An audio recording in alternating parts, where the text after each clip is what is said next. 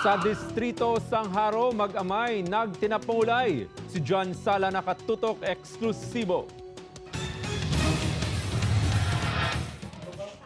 Sa Haro Police Station nagkita-nay ang mag-amay nga sanday Adriano Donque, 56 anyos, kag Rosendo Donque alias Dondon, 35 anyos, matapos magtapungulay sa ilang puluyan sa Uswag Relocation, Barangay San Isidro, Haro.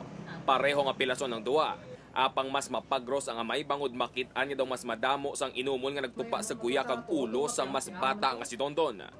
Gintunaan sang kinagamo suno sa iloy sang panimalay ang pagbaysay sang mag-amay.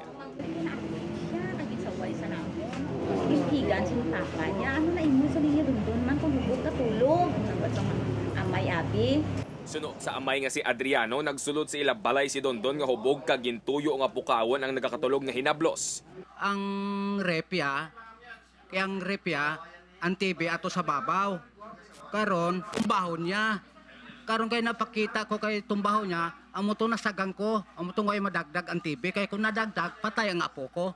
Gatulog gahigda ding apo mo ko tiaradan ko ang TV. Wala man kuno sang malain nga intensyon si Dondon sa bata apang nagakabalakang mag-asawa bangod hubog ini. Bangod kontento sa karga di pataratang paisay sang mag-amay naglabot sa pagsakitanay. Sa ulihi, temporaryo ang ginhunong sa Haro Police Station si Dondon para hindi na maglabot sa round 2 ang ila tapungulay. Upod kay Cirilo Rinduque, John Sala, 1 Western Visayas.